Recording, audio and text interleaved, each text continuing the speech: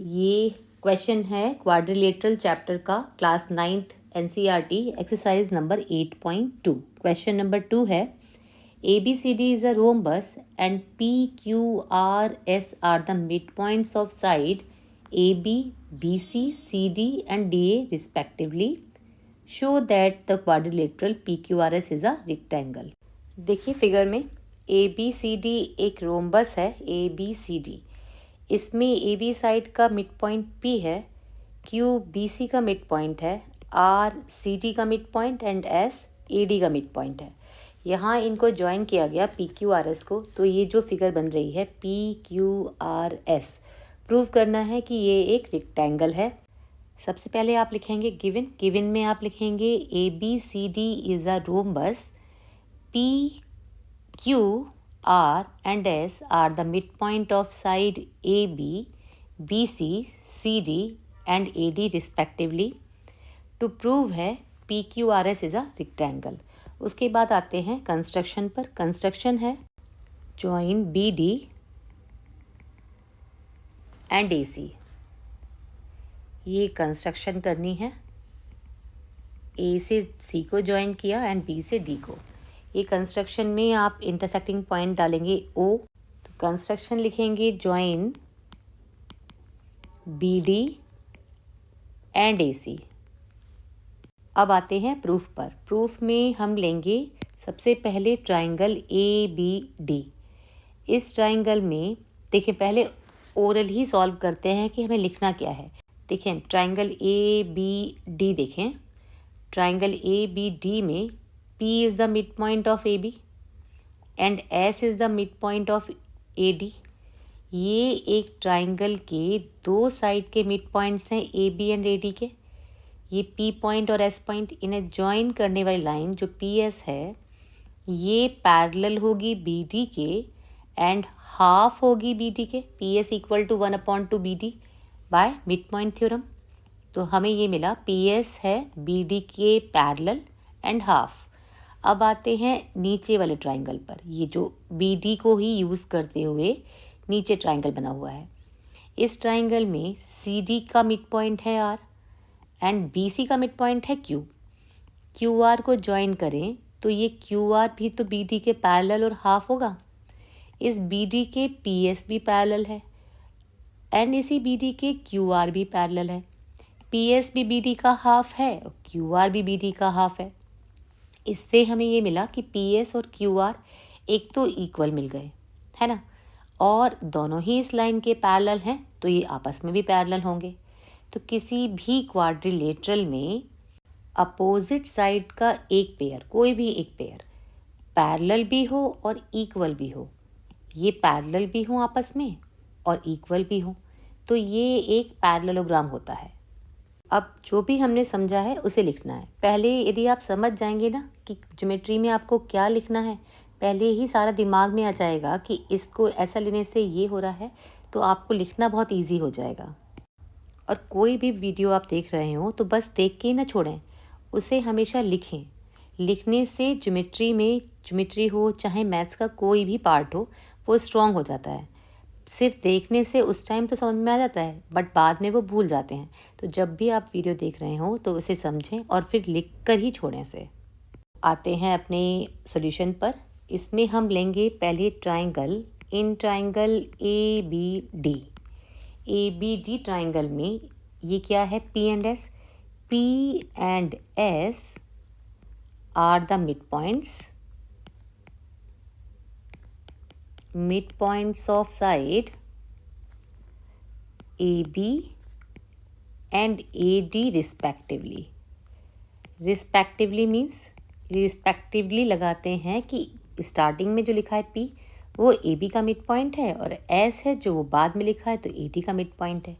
ठीक, अब P और S मिड पॉइंट्स हैं, तो मिड पॉइंट थ्योरम क्या कहती थी? मिड पॉइंट थ्योरम कहती थी कि इस P और S को ज्वाइन करें तो ये इसके पैरेलल होगी और हाफ होगी। यही लिखते हैं, therefore PS equal to 1/2 BD and PS parallel to BD by mid point theorem. अब यही ट्राइंगल लेना है जिसमें BD साइड दोबारा फिर से यूज़ हो रही हो, तो ट्राइंगल ले रहे हैं नीचे वाला, ट्राइंगल बी सी टी, ये बी डी लाइन इसमें भी तो यूज़ हो रही है ना, बी डी लाइन इसमें भी यूज़ हो रही है, ये भी मिड पॉइंट्स हैं इस साइड के।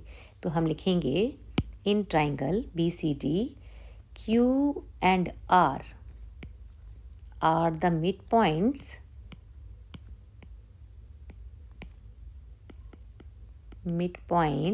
of BC and DC या CD respectively. Therefore, QR equal to 1/2 BD and QR parallel to BD. अब इसे नाम दें हम इक्वेशन नंबर 1 और इसे 2। तो फ्रॉम इक्वेशन 1 एंड 2 क्या मिलेगा? PS भी BD का हाफ है, QR भी BD का हाफ है ना। PS पैरेलल है BD के, QR भी पैरेलल है BD के, तो क्या हो जाएगा इससे? PS और QR इक्वल हो जाएंगे और PS पैरेलल टू QR हो जाएगा। तो हमें मिला था PS parallel to QR, PS parallel to QR and PS equal to QR। तो ये हो गया, ये क्वाड्रिलेटरल PQRS हो गया एक parallelogram. Therefore, quadrilateral PQRS is a parallelogram. Reason जाएगा, opposite sides are equal and parallel। ठीक, अब ये बन गया पैरेललोग्राम। अब इस पैरेललोग्राम को रेक्टेंगल प्रूफ करना है। पैरेललोग्राम रेक्टेंगल कब बनेगा? देखें आप, पैरेललोग्राम और रेक्टेंगल में डिफरेंस क्या है? पैरेललोग्राम का यदि कोई भी वर्टेक्स एंगल, कोई भी एक एंगल हम 90 प्रूव कर दें तो वो रेक्टेंगल हो जाएगा। क्यों? तो आपने ये वाला 90 प्रूव किया, और पैरेललोग्राम के ऑपोजिट एंगल इक्वल होते हैं, तो ये 90 तो ये भी 90 हो जाएगा, है ना। ये 90 होगा तो ये भी 90 हो जाएगा। और एडजेसेंट एंगल, ये एंगल और ये एंगल, ये 180 होते हैं इनका सम, है ना। तो ये 90 है एक एंगल ये वाला, तो ये एंगल 180 माइनस 90, ये भी 90 हो जाएगा। तो आपको सारे 90 प्रूफ करने की ज़रूरत नहीं है, आप कोई भी एक एंगल, कोई सा भी एक वर्टेक्स एंगल 90 प्रूफ कर दें तो पैरेललोग्राम रेक्टेंगल बन जाता है। अभी आपने ये प्रूफ किया था कि PS BD के पैरेलल है ना, ये प्रूफ किया था PS BD के पैरेलल है। यदि हम ट्राइंगल अब की बार लें ACD ट्राइंगल लें, तो S तो है AD का मिड पॉइंट और R है CD का मिड पॉइंट। तो ये ट्राइंगल देख रहे हैं आप ADC में S और R मिड पॉइंट्स हैं, तो SR लाइन जो होगी, SR लाइन जो होगी वो AC के पैरेलल होगी मिड पॉइंट थ्योरम से ही। In triangle ACD S and R are the midpoints of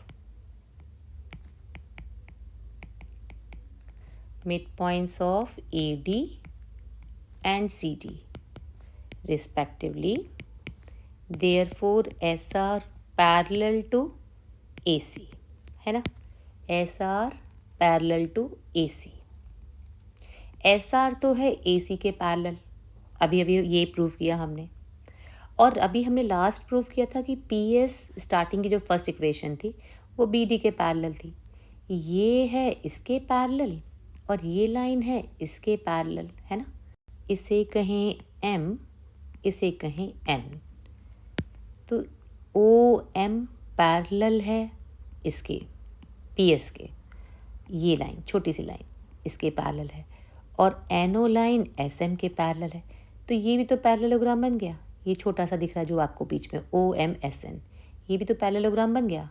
और पैरेललोग्राम के ऑपोजिट एंगल इक्वल होते हैं, ये वाला एंगल ये वाला इसके इक्वल होगा, है ना, और ये वाला एंगल इसके इक्वल होगा। तो वी नो दैट डायगोनल्स